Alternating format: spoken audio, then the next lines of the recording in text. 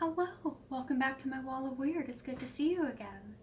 So last week I finished making my Victorian drawers for my cosplay, and this week I finished adding the lacing and decorations. So why don't we go check it out and see how that went?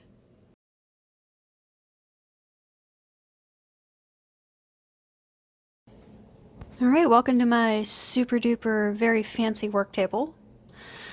I've got my sewing kit and I have my drawers with me. I still have to sew up the inseams and then the hem. So what I'm doing is I'm just felling, which is folding one side over the other with some whip stitches, and then I also have my little sewing tin. Inside of it are just the things I need for hand sewing. I have my thread in the correct color. I actually have two thimbles. One is my grandmother's. It doesn't quite fit, and I'm still learning how to use the thimble, so I got more of a comfort thimble made of silicone and plastic. I also have a book of needles, a seam ripper. This is actually the only seam ripper I own. Maybe I should get another one. And of course, my little scissors. I also have a little dish for my spare ends. And let's get started.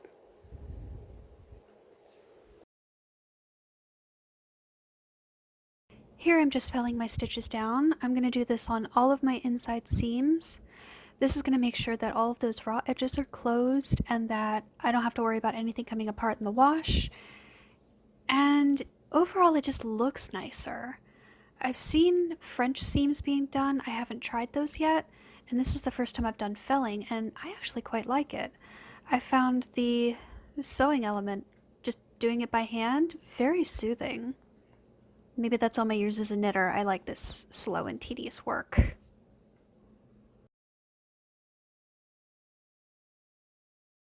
For felling, you want to be really careful. You only pick up a couple of threads for every stitch. It doesn't matter so much if the inside shows, but just grabbing a couple of those threads on the outside is really going to improve the look overall. It makes for slower work, but it definitely makes my stitches look a lot better. This is also a really good way to train yourself into doing more even hand stitches and more uniform hand stitches. And at the end of all of this felling, I actually had a pretty good gauge of what I was supposed to be doing with my needle.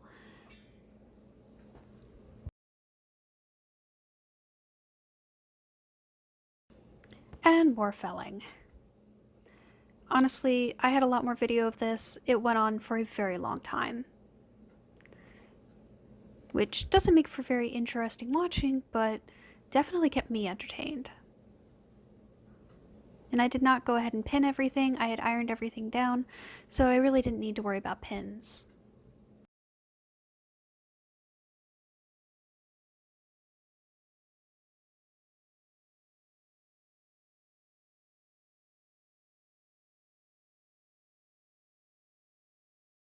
At the end of my felling, I went ahead and pressed my seams and made sure that my hems were where I wanted them to be.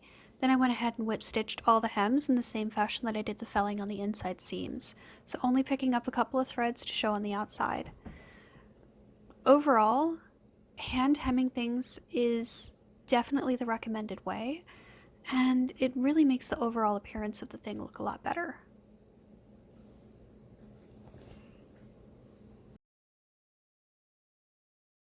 Alrighty, so what I've done so far is I have felled my seams and they are laying nice and flat. I went ahead and pressed them, and then I pressed, folded over, and hemmed the cuffs of the pants and the top, and I left a space open at the top to insert my elastic band, which I measured around my waist, and then threaded that through, sewed up the hole, and this is actually complete. I tried it on and made sure everything still fits, and it looks pretty good. It's a little bit loose, but I'm not that concerned. The rest of the undergarments will be able to hold everything in place fairly well. So we're about ready to insert our lovely two-sided lace, which I will be threading the ribbon through later on. But what I'm going to do is start from the top and sew it directly onto the bottom of the breeches. So since I'm more or less doing this off the top of my head, I didn't really plan far enough ahead. And I forgot to cut this out at the time when I was cutting out the rest of the fabric, so I've gone back to our pattern, which I will be laying out and measuring against, and I'm going to leave some extra couple of inches just to make sure that I have enough to get all the way around each leg. So I'm going to go ahead and cut everything out and start sewing it onto our drawers. So let's get going.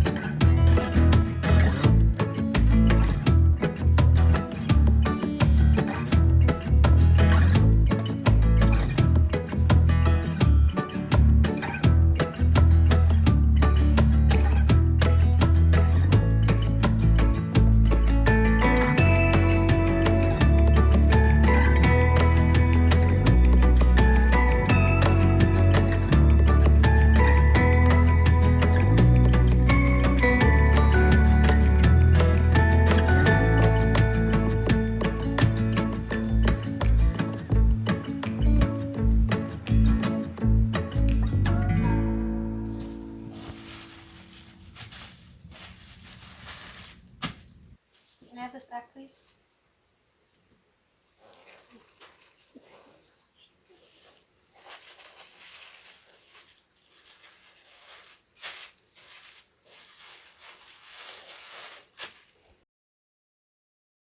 I was really excited to get into the lace work. I haven't had much, if any, experience working with lace, and this was the first time I was doing anything quite as advanced as insets or hems of lace. Clearly, you can see how much hand sewing experience I have. I didn't pin anything down, I just held it with my thumb and eyeballed everything. The lace was uniform all the way around, so it was easy to do this.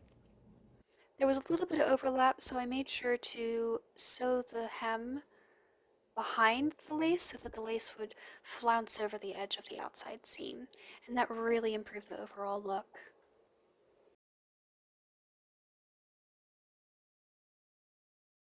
So I was over here doing my sewing, and cat number one decided to join me. Daddy, good girl, and take her nap. And then I look over here, and Sigmund has made herself very comfortable. A moment ago, she was using the lace as a pillow. Hey, babe.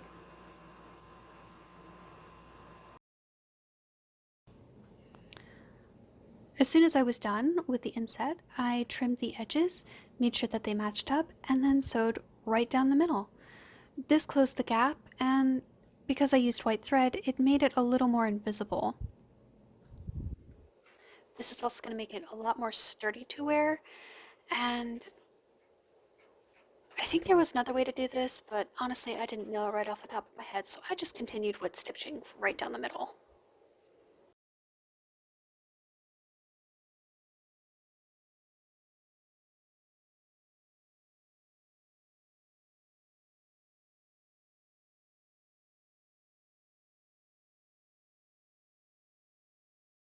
Alright, so I have everything nicely pinned, and I actually forwent the extra strip of muslin and just pinned it directly onto the inset of lace underneath the last layer. So it sort of overlays very nicely, and it gives it a little bit of that extra flounce, which I really like. I have some extra tail right here. But what I'm going to do is I'm going to start stitching right along the line here all the way around.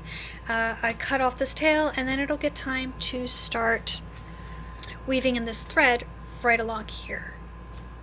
So that should come out really nicely. I think this is starting to look really cute. So, all right.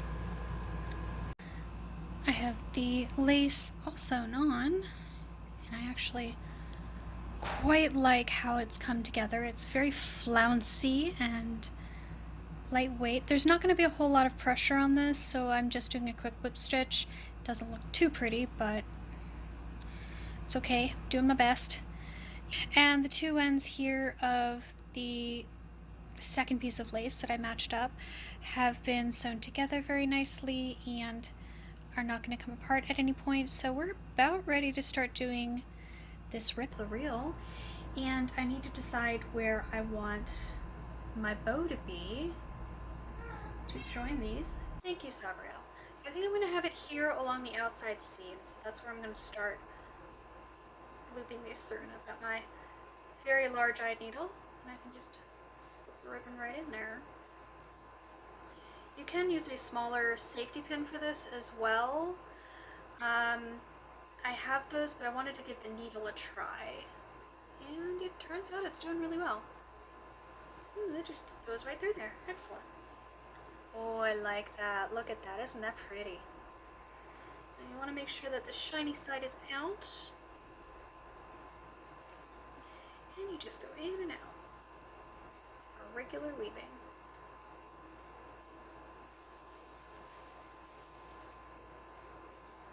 Make sure you don't pull it too taut, because you want a little bit of this flounce to stay in. It's going to speed this up. It didn't take very long, just a couple of minutes, but it doesn't make for very interesting watching.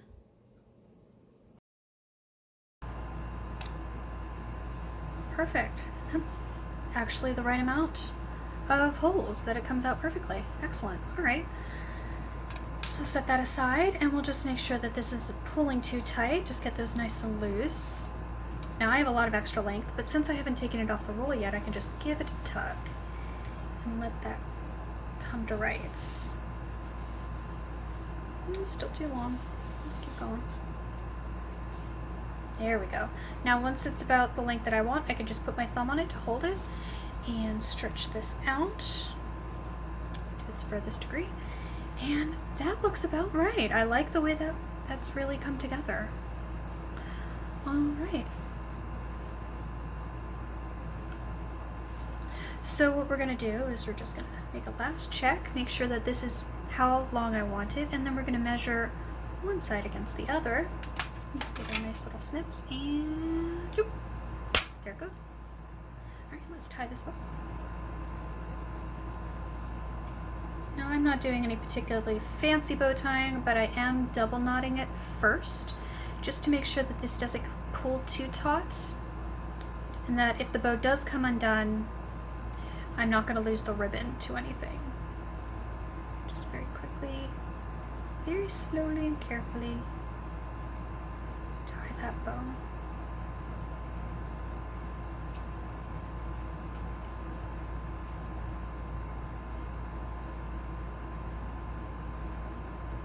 I feel like I should not have cut these quite so short so early, but that's okay. There we go.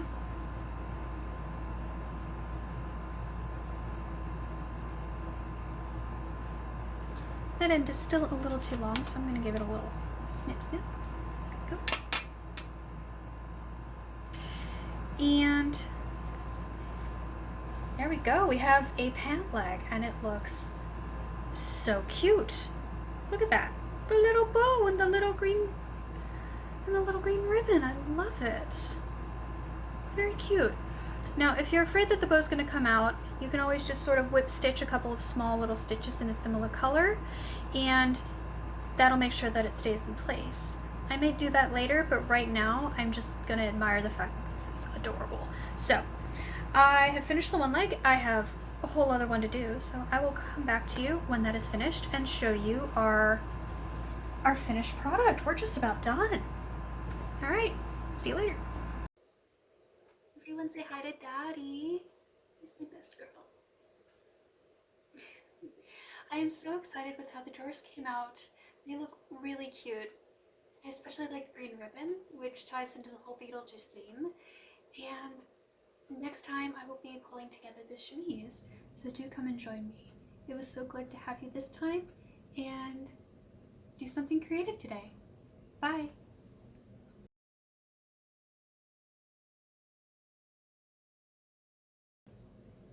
I'm okay.